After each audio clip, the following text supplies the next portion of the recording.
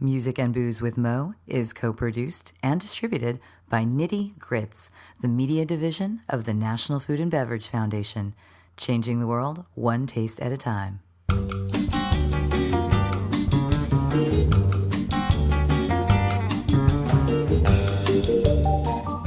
Welcome to Music and Booze with Mo.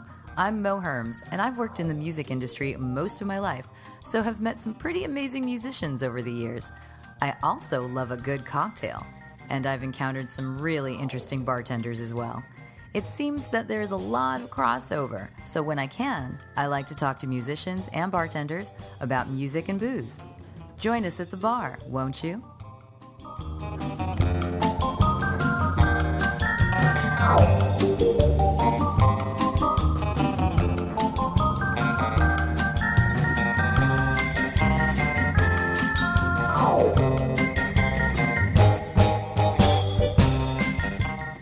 Music and Booze with Mo is brought to you by The Mermaid, a cozy neighborhood bar with an aquatic flair in the Little Tokyo area of downtown LA.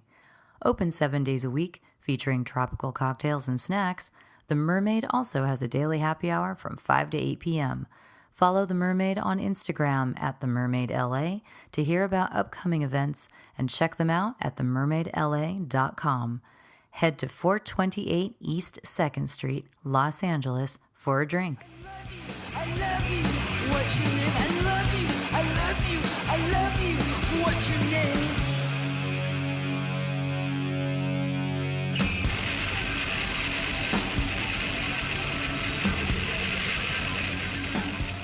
This week we are most definitely taking you to the bar as I got to sit with Danielle Motor, the co-founder of Sunset Boulevardier, a cocktail consulting group, in a proper noisy bar in Los Angeles so we could talk about her experiences leaving her hometown of New Orleans to head to New York and eventually making it to Los Angeles. The whole time being a musician, she started with piano, went to saxophone, and then finally settled on bass, which is what took her from band to band and city to city. And along the way, she picked up a pretty decent bartending career. So sit down and listen to us chat about how she went from crafting cocktail menus to crafting cocktail experiences here in Los Angeles. I like to start by having you introduce yourself. Tell me who you are and what you do in the spirits industry. Okay. My name is Danielle Motor. I've been in the industry in LA for maybe 16 years now. Wow. I presently have a company with my fiance Sabrina called Sunset Boulevardier. Brilliant name, by the way. Thank you. Thank you. There's so many images that I conjure up when I hear that. All of them are correct. Yeah. And right now I'm just doing that with her, and I also play music. Although I'm not playing with anybody right now, I played with a band pretty much for the same amount of time since I've been here, about 16 years. Really? Yeah. With the same band all that time? Yeah. Wow. Until recently, yeah. What was that band? Well, it was actually me and the drummer. It was several incarnations, so it had different band names. Yeah. Maybe it was a 3-piece, it was a 4-piece. It was like, it was she and I for 16 years. She's an incredible drummer. Pardon? She's an incredible drummer. And what do you play? She just moved to Tennessee. I play bass. You play bass. Oh, so you guys are the rhythm section. Yeah. So we were tight and we wrote and played together for a long time. And the last version of the band was called NDA or New Double Agent. That's another one that's great in Los Angeles, a company town, because I have signed many an NDA to do a project here. That's awesome. And so they hand them to you at the airport when you arrive. I know. Are you not doing the band or doing music at the moment because your musical partner has moved away? I think I'm not playing music at the moment because I'm terrified that I forgot how. Oh, there's partially no way. Because my music partner moved away, partially because it's like it's like learning to date again after being married for so many years. But I started playing with a fella, and he's a really nice fella. Yeah. So we'll see where that goes. But right now, I'm just like, I think I'm just scared to play, and you get out of it, and you get nervous that you're going to be terrible getting back into it. Well, how did you get into it in the first place? How old were you when you started playing? I started when I was a teenager. I was brought up in New Orleans by musicians, so I've always been into it. Yeah. I started playing bass when I was 15, which I think was 93 or 94. Stand-up or? I started with electric, and then I learned stand-up. I can play both. Wow. Mostly electric. But My brother is the same way. okay. Yeah, he played electric, and then at some point he's like, but the stand-up is pretty cool. Yeah, they're both great. great. Stand-up is more like a percussive instrument. Yeah, because it's got that boom. Yeah, You know, yeah, within you it as feel well. it more than you hear it. But I think you feel electric as well. And Yeah. my first rock star love was John Taylor from Duran Duran. So, okay, yeah. That's a so good because one. of that, I had to tune out all the other instruments just so I could hear him play bass. Right, You know, right, so I always notice it. I always feel it in the pit of my stomach. You know. Okay, good. So yeah. So you started with bass. What made you start with bass?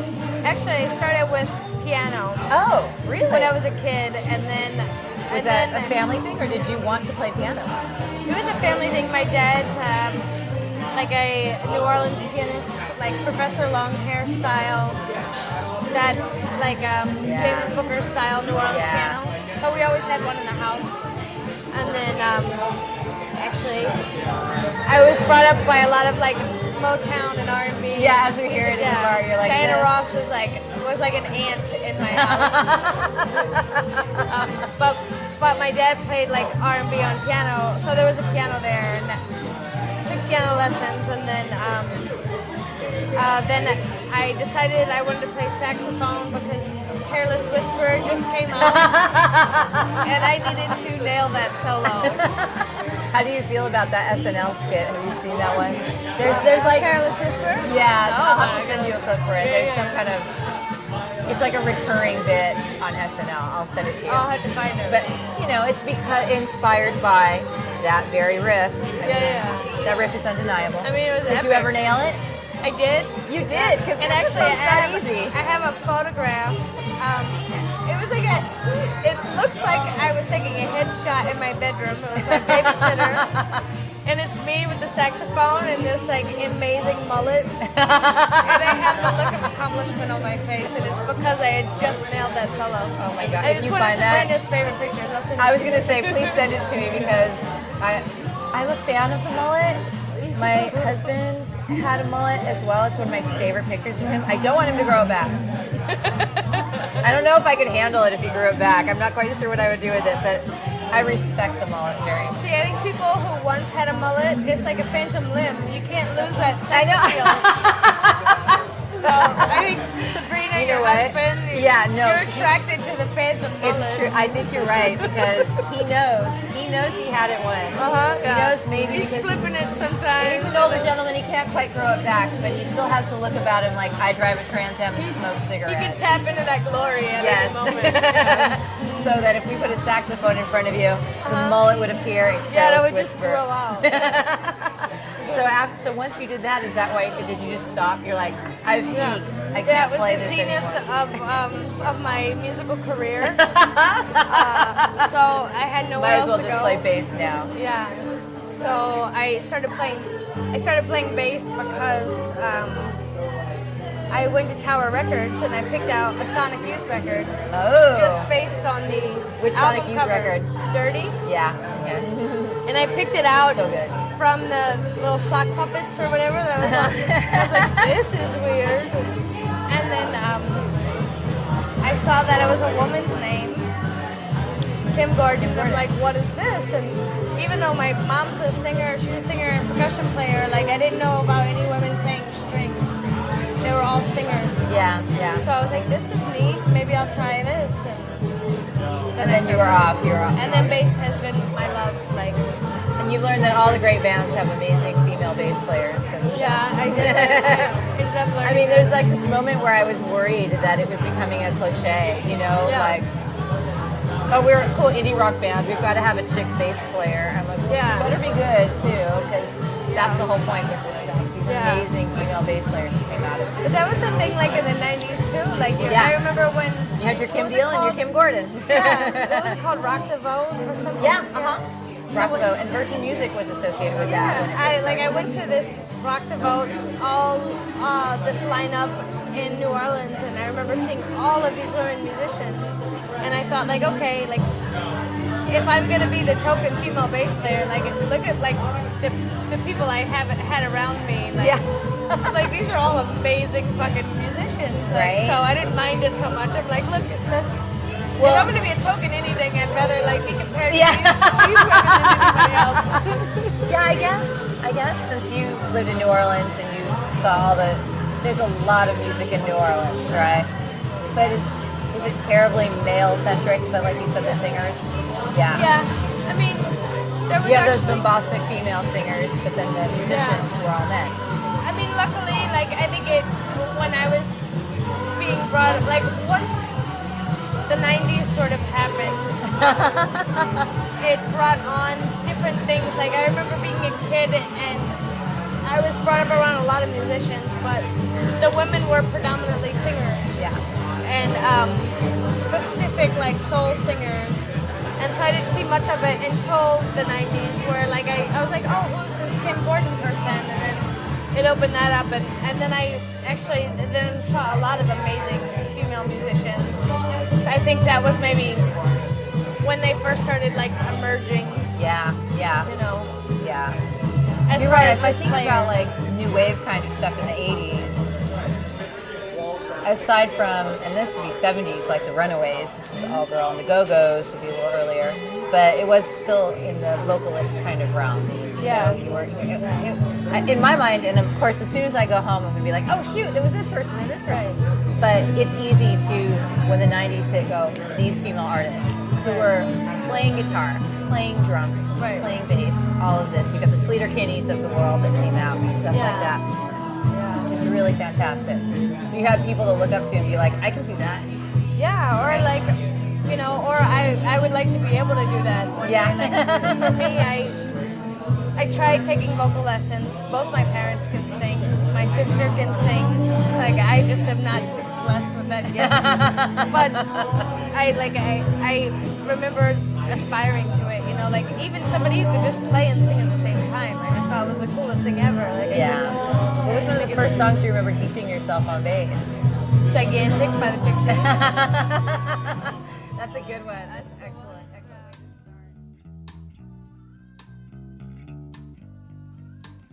And this I know, his teeth as white as snow. What a gas it was to see him walk her every day into a shady place. With her lips she said, hey pa, pa, let's have a ball. Hey pa, let's have a ball. Hey pa, let's have a ball.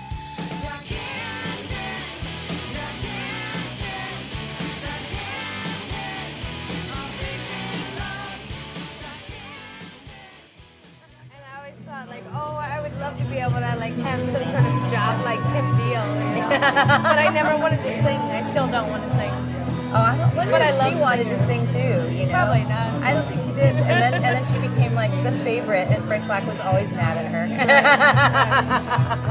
And then she never wanted to shut up. Yeah. And she just had to start bands with her sister, that's all. Yeah, That yeah. could be too bad. Yeah, I saw a bunch of like I saw Breeder shows and Pixie shows, and there was another band they did, Yeah, there was something else that the Amps. the Amps. I Amps. saw the Amps, yeah. That's And the then one. Kim Deal did something with Sebastian Bach of Skid Row. What? Yeah, little known I fact. never knew that. I think it was like late 90s. It was called. There was some line. I remember the line in the song. The chorus was "Where's my other shoe?" That's all I can remember. I don't remember the name of the band, but Kim Deal and Sebastian Bach I'm looking that up. made a band together, like right when you would least expect them to. Awesome. I love that. I love that happened. So then, did you start playing in bands when you were still in New Orleans, or when did you make it to LA? Yeah. Actually, I started playing.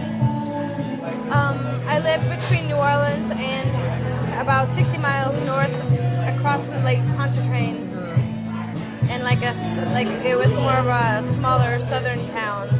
I played in bands in that town. Yeah. And then I was in New York. I moved to New York right before LA, and that's really where I started. That's where I started taking upright bass lessons, and that's where I started really actively looking for people to play with. Was in New York. And during all this time, were you bartending as well? Basically, as a side gig, or did that not happen until you got This here? did not happen yet. I was baking. I baked. I was a baker at Balthazar in New York. Are you kidding? No, Oh my God. in the late 90s. Oh, wow. I kind of got the job by accident. I have a little request list going in my head now, and it's not a bass song for you to play, it's some pastries for you to make. I'm at a very full dance party. You know how to make people fat. That's Yeah, I do. basically between cocktails and I know. pastries. Sabrina was trying to convince me that I did that to her earlier, but I'm not You're like, buying that's it. just love, babe. Yeah. That's just love. But I like in New York, I started off baking, and then I kind of went to front of the house where I started bussing tables and waiting tables, and then I think it was 98. I started bartending at a place called Prune in New York. Prune? Yeah, it's a really good restaurant on East First, between First and Second Avenues. And I'd worked at Balthazar. That was way down in the village. Yeah, and then Estes, Lucky Strike. I did some freelance pastry stuff with Keith McNally, and then Prune opened up in the East Village, and then that's where I started bartending really. Where that's also where I could take some of my baking skills, and the chef owner there was very hands-on, and she was incredible, is incredible, and would let me mess around with oh, I have these vanilla bean pods, what do you want to do with it, or something like that, and I could really start playing with things. And were you doing this with the baking or with the drinks as well? I was doing this at this point with drinks. Oh, okay. Yeah. That's so, it's like you guys were doing the sustainability thing almost Yeah. before that was a buzzword. Yeah, and messing around with things. I think she Yeah. was very clever, and I think in her heart she's more of a writer than anything else. Well, I think that in the food industry as well, baking, chef, it's just like with cocktails, there's this inherent creativity with people who are good at it, And that's why when I started doing this podcast, I found this creativity spills over musicians, painters, writers, etc. So that absolutely makes sense. Yeah. That you're a musician, she's a writer, and you guys are also expressing yourself with food and drink. Yeah, and she just had a clever way of integrating things that normally might only be used in language or something. I felt like she had a way of doing that between even just writing a menu and what she was cooking, or letting me mess around with certain things and using my creativity there. This was just the very beginning of it, but that's where I first felt like I started bartending, was at this place. And was it because did she inspire you in that way with that creativity? I mean, if she was giving you vanilla beans to use in your She drinks. did, and then the baking job before that, putting flavor combinations together and understanding textures and depths and high notes of it's something flavors. that takes a little bit of training, or you have to I think about that at home. I'm like, okay, I have this kind of tequila, this kind of rum. They don't all go with everything. Right. Even if it's just called tequila, there are various flavors with it. Yeah. And that's definitely a nuance that you got early on from baking. I think so. Yeah. So you started that in New York, and then you also started playing upright bass. And then when did you make it out to Los Angeles, where I'm assuming both of these things took off for you when you got here? Well, no. Well, in an LA way. I like that you're assuming that. It's not necessarily how it went. But I moved to LA, I think it was 2003. And with my ex, who was also, who I was in the same band with. So we moved out here basically looking for a guitar player. And I'd come from Prune Restaurant and wrote down some names for recommendations. And Suzanne Goen was one of the people, and I first worked at, what was it called? Le Doux Cafe. And then after that I worked at Luke Restaurant with Suzanne. Okay. Luke? Yeah, Luke. And then that's where like the kind of second stint of creativity came into play. She's very much like Gabrielle Hamilton of Prune, where she's like very open and like, you know, very smart about what she's doing and what she's using. And so she would have the bakers, like, or the pastry chef who was making something like, oh, I have leftover blackberry compote. Do you want to use it behind the bar? And that I get great. It was like handed these kind of amazing creative tools. Yeah. So you could have fun with it, and that's amazing. What are some favorites that you came up with during that time? Do you remember? Some early favorites. Do you have any that have stayed with you? Oh yeah, there was one. I had never. This was like a while back, but I had never seen lavender used in a cocktail before. So I just made. Well, I think in the early 2000s. Yeah, you no. didn't see lavender. Lavender was still an essential oil used for aromatherapy, right? Yeah. And I remember in one of Suzanne's desserts, she had lavender, and I was like, oh, I was in the walk-in looking around, like, oh, can I mess with this? And I just basically made a lavender lemonade, like nothing to it, but it was so delicious that I used fresh lemon juice and like, wow, like what? Like this was just completely unique to me. Add a splash of tequila with that, and I'm down. Oh my God, totally down. But that was so simple. That was one of my favorites. And then Suzanne and David, her husband, ended up using that for their wedding, I believe. Oh, that's so cool. And like that was the first time it made like it was a simple thing. I was like, whoa, I think I just did something pretty neat here. You know, like not that maybe somebody else did it in the world, but like I'm sure somebody else did it in the world. So, and then I actually but you hadn't seen it around, Yeah. so it's kind of like music. I'm sure that you encountered this. Like, at some point, you realize there are so many ingredients, or there are so many notes. Right. So you can come up with something that's unique, but it might have been touched on by someone else at some other time, and you just haven't crossed the paths. It's probable. Yeah, it's probable.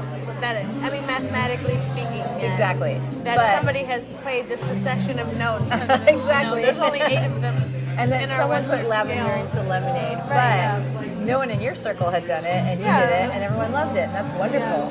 That was pretty cool. I think in the cocktail world, something that was introduced to me that I fell in love with was rose water. Oh yeah. Just using rose water, rose essence. And that's something I love with mezcal because it balances that smoky out. And actually, a girlfriend of mine did this really beautiful rum punch using rose water and a rose syrup. And I loved it so much, I used it at my wedding. Oh yeah. Yeah. So it's just lovely when people come up with stuff like that. Yeah. So thanks for doing that for your friend so she could have it at her wedding. So you continued playing music though. You came out here and you found a musical partner to play with. Yeah. Well, I have been blessed with playing with a lot of like amazing musicians over the years. There's a guy, Johnny. I got a text back who I really dig his singing and playing, and I want to start something back up with him and see where that goes. I have surgery on Saturday, so hopefully I'll have all my. Are you getting your fingers fixed? Is that what's happening I'm right getting there? my pinky fixed. Oh, Yeah. okay. I sliced it. Ew. That wasn't a bar accident, was it? It was actually the most boring thing I've ever done in my life. I ordered a burrito, and I was waiting It's already for a great start. It's so out LA. of the shit I've done. Actually, it's so This is, like, California. So we're nowhere near any of like the dangerous things I've done. I was just pulling a knife out of my dish rack and a cutting board to cut this burrito. A freak accident. The knife spun around. I grabbed it by the handle. And I hit my hand on the cupboard, and I sliced right through the tendon. And Oh no! now it wants to go the wrong way, so I have to have. So you've got to get it have fixed surgery. so that you can bass again. Yeah. Bass again. I have full faith. Well, actually, I'm going back to piano, I think. Oh, really? Well, yeah. I want to play piano again, but I'm going to need this pinky to work. Yeah. It'll come back to I you. got the bass down. No problem with the bass. So tell me about Sunset Boulevardier. So explain, how did that come about? So that came about, I had a cocktail with the same name when I started working at Chateau Marmont. Now, what are some of the bars you've been through since you've been here in LA? Like, roll back to the oldest one. Let's get So kind of current. we talked about Luke, and then after that was the Hungry Cat. I was there. Oh, you were a for Hungry about- Cat? I Probably opened when I it. used to live near there. So I was there for almost 10 years. I think Wow. 9.5 years. Wow. And then I opened Petit Trois. Oh, did the wow. bar program there. That's amazing. And then after that, I still have never been there. Okay. One of these days I will get there. I jumped around a few places, and then I was I did my own little bar program out of Chateau Marmont in the lobby. There's like a 1920s two-person martini bar. Yeah. Next to George, I've been to that. who's a pianist. Okay. Yes. So I had a menu there for a few years, where I met Sabrina. You met Sabrina, your fiance, at Chateau Marmont? Chateau. She worked at the hotel bar. I lived with my best friend Dita, and her boyfriend Adam from Chicago knew Sabrina. Sabrina lived in Chicago for a few years, and was showing me her photo and like, oh, you got to meet this girl, and she lived in Chicago. And then You're like, yeah, set me up, whatever. Right. Well, I was just like, there's just no way. And then her girlfriend that she had in the photos in Chicago had like long hair, beautiful lipstick, and I was just like, I'm not even remotely that type. But nevertheless, it wasn't hard looking at her photos. So Yeah, but Dina's your best friend. You already hang out with glamour girls. It's true. You can't date one. well, I'm not one. That was I thought would be the issue, but and that way. But anyway, so I went My to husband interview. can't dress for shit, so. It's all about the personality. Yeah. You know how we girls are. Well, I went to interview, and Sabrina was there, and I recognized her from the photos, and so I was like, oh, you know Adam from Chicago, and then I started courting her. I gave her a key to my briefcase, so anything with a purple ribbon on it was hers, so she would go. And she got into the briefcase? Yeah. And so, was the briefcase in your home, or you had it at the bar? It was behind my little bar. Behind your station at Yeah. Chateau Marmont. Yeah. So she could get into your little briefcase, Yeah. and if there was a purple ribbon on it, it was the a little was gift for for her. Yeah. That's so cute! I courted her for a couple Oh my weeks. God, I love that! And finally she invited me out. You better incorporate that into the wedding somehow. Oh, yeah. But, so I just like, I met her there, and then I already had some drinks, and I had this catering company, like this kind of like, just like basically I would do backyard parties or whatever. Yeah. And then we were approached by a friend of ours, because Sabrina was doing the bar program in the hotel, and about like doing a book together. Oh, really? Like, we should call it Sunset Boulevardier, and this is where we met. And I love that name so much. I really do. And so then it became like she went to school for writing and poetry, and so she wrote these like almost like film noir type stories, and I had recipes based on characters I've met while bartending in LA, and made drinks after these people or movies or whatever it was, and so that started. So we had this book deal, and then we started making these events that were like, it was kind of like mesmeric, like kind of immersive almost, like, you know, where we had this running theme in the salon going like with the theme. So we have this one that's gonna happen that's got the theme is Technicolor Chinoiserie. So we have a friend who wrote the song Petunia. He works with like photography and always uses like these amazing Technicolor designs. He did Dita Espay Ray with King Kong and like these weird kind of creatures, Gia Genevieve as like this Falcor type weird creature. Yeah. Really neat stuff. And then a friend of mine is a scientific illustrator. She's going to be doing a live painting of a petunia. So this is an event that you guys are planning now that's going to come up. So, well, this is actually where Sunset Boulevardier is kind of heading of just doing more events like this where we... That's really taken off in Los Angeles. But I mean, when you guys started Sunset Boulevardier, you kind of started cocktail consulting. Exactly, yeah. With it. But I noticed that you do events as well. So some places that you consulted with, I know you did Gold Diggers, we talked about that for Friends Bar, and you did some stuff at Chateau Marmont too. Yeah, we did menu stuff at Chateau Marmont. A friend of ours is going to be opening up a place in Big Bear. So in Big Bear, we're going to do a menu there. But right now we're just really like working on events. Well, we're trying to be very selective, like spend all our time and energy on one event that kind of makes you feel like you're in this experience for the evening, rather than a bunch of little things. Or like our friend's place in Big Bear, like it's going to be very involved and specific, and we want to just like do that one during next year and just that, instead of a bunch of things like. So in a sense, doing like really a pop-up experience is almost fun in a way. Yeah. I mean, it's fun setting up a new bar. It's a lot of work, but doing this is a different kind of work. Yeah, exactly. It's more like tailored, and I don't know. We really like the idea of being able to throw ourselves into the thought behind something. And but you know, I found that something that works really well in LA, because Los Angeles, when we opened up our bar, I remember saying like we can't be something that's trendy right now. We have to be a neighborhood bar because that will last. Yeah. But a lot of places in LA opened up and closed within 2 or 3 years, and then they may reopen but completely rebrand themselves because it's the transient nature of this town. Yeah. You know, this town is always looking for the next best thing. Right. And things that feel traditional and old school tend to work and last. But everyone loves a good Instagram opportunity. Everyone loves a good pop-up. I think people are also craving the exact. I think people want both. Like they want the external and the internal. Like, so what we're trying to do is like create something like where we have a candle maker make the scents that kind of go with it. Like, you're just really like kind of like you forget that you have a phone, or you're you're just actually experiencing something, and you're talking to like-minded people who are like, weird, what's that? I've never seen this. Yeah. Or like, That makes me but think then of there's what also the a Walker photo was op or doing whatever. for- But like, it's not the point is to actually be present in it. Yes. And whether you're drinking, you're not drinking, you're just kind of experiencing something else for a little while. And I think that's just as important.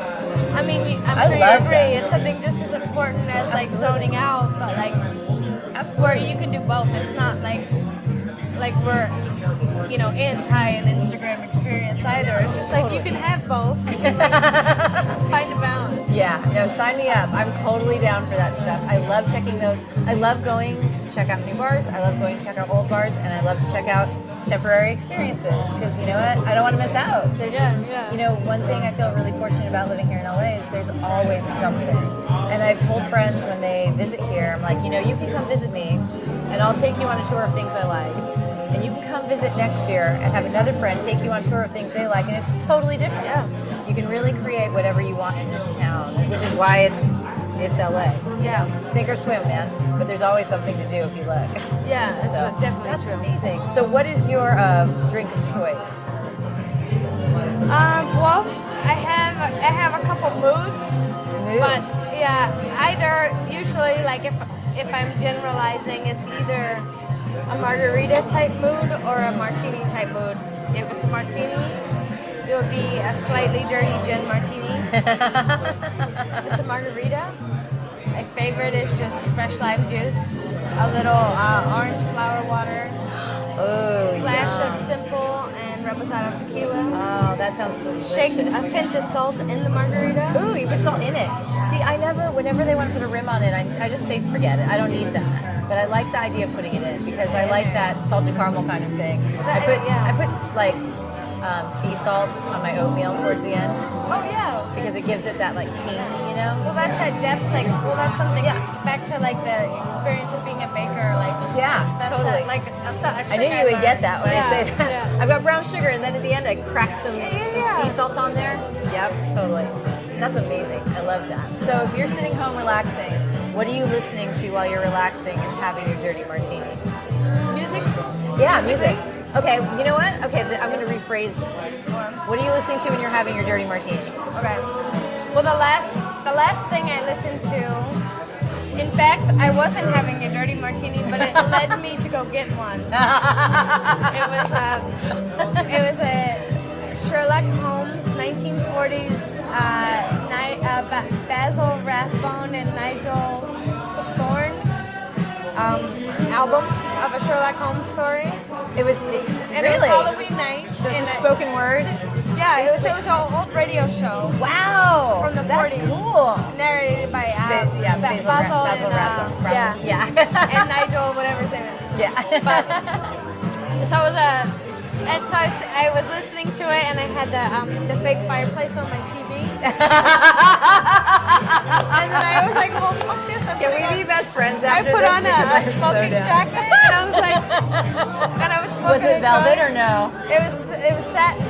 Okay, so And it was then I was edible. like, I was smoking a joint, and I'm like, I need a martini. And I went down the hill, right here in Westerly, and went to Marley at L&E, and I was like, I really need a martini right now. Were you still wearing your smoking jacket? I was, yeah. I stayed in costume. And she asked what I was dressed as, and I said, as somebody who was lounging at home, listening to Sherlock Holmes in need of a martini. And then music-wise, it would be... Oh my god, that makes me really happy. I just learned about the Belgian popcorn scene. The what? I hope you've never heard of it. The Belgian what scene? Popcorn. Popcorn? Yeah. Okay, you haven't heard of it. I'm No. so excited. Okay. No, you know what? I've heard of a lot of things. So. Me too. Okay, yeah, I was going to say, I think we know some stuff. So I just... Belgian popcorn? I was just taught I also about... love popcorn, but I know it has nothing to do with whatever you're about to tell me. The same way. Like, there's a Supreme song called Butter Popcorn. That was the only like music popcorn reference. But I had just gotten Spotify for my job. I needed to like make playlists or whatever. And I put Buttered Popcorn by the Supremes, and then all of these popcorn things popped up, and I'm like, what is popcorn? You're like, I need to know more about this. Evidently, in Belgium in the 80s, there was a scene of kids who would throw these popcorn parties, and that's basically Like eating popcorn? No. The popcorn is a music that falls within a certain tempo, so it's certain BPMs, like 110 or something like that, between 96 and 110. And it's music, American and British music from the 50s and 60s that kids in Belgium in the 80s listened to.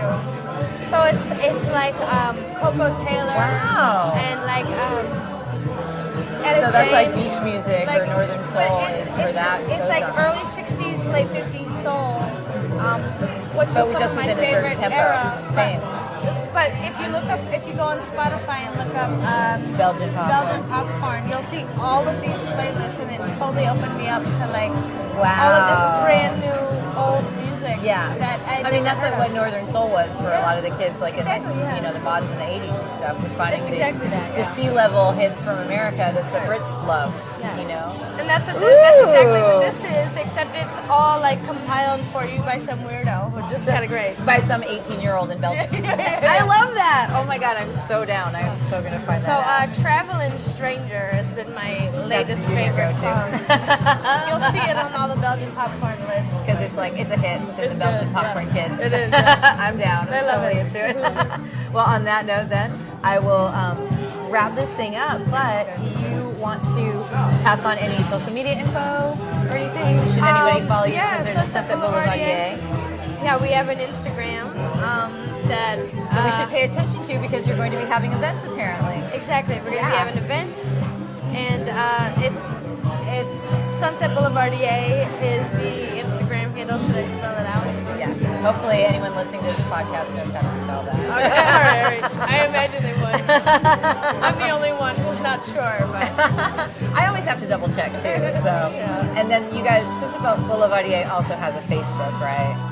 No, just Instagram. Just Instagram. Yeah, Okay. just Instagram. All right, so just follow it there, and you'll see any announcements of future stuff to come. Yeah. And hopefully you will be rock and rolling again. Yes, thank you. Give it some time in the future. Maybe you'll just be like jamming on the piano this time. Yeah, you know, we'll that's see. a lot. Well, I don't know. If you're playing stand-up bass, that's just almost as bad to lug around as a keyboard, isn't it? True. Yeah. I really should have gone with flute. I know. No, Lizzo now has that covered for everybody. That's I true. think you're good. Well, thank you so much, Danielle. It was so great having you on here. My pleasure.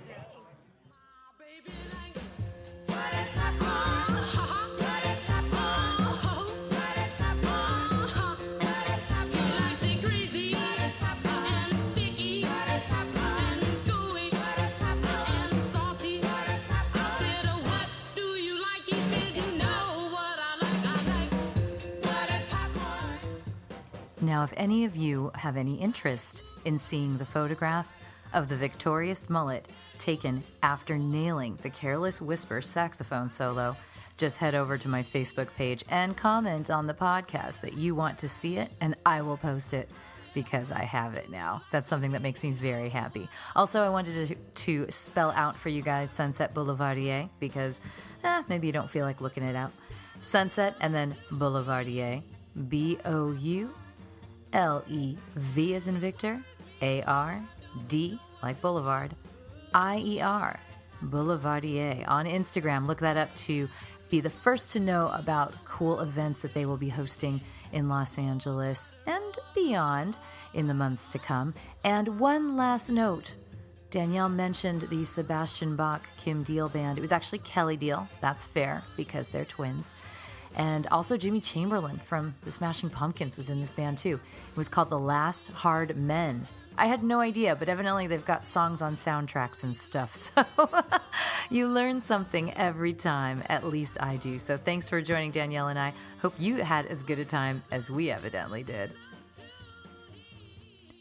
Music and Booze with Mo is brought to you by Barkeeper, a head shop for cocktail lovers, located at 614 North Hoover Street in Silver Lake, Los Angeles. Stop by for barware, vintage glassware, a carefully curated collection of spirits, and one of the most impressive selections of bitters anywhere. Follow them on Instagram and Facebook for information regarding spirits tastings. That's barkeepersilverlake.com and also in the Virgil Village neighborhood of Silver Lake, Los Angeles. Thank you for tuning in to our barroom chats on Music and Booze with Mo. For more info about today's guest, or if you want to connect with me, check out my Facebook page, Mo Herms. Please subscribe to the podcast and feel free to tell all your friends about it. While you're there, give the show a rating and a review. It really helps to get the word out. If you want to hear the playlists our guests have curated, search She Be Mo on Spotify, SHEBMO. Find pictures of the interviewees and the cool stuff they create on the Music and Booze with Mo Instagram account. Lower your expectations and join us at the bar. Till next time, cheers.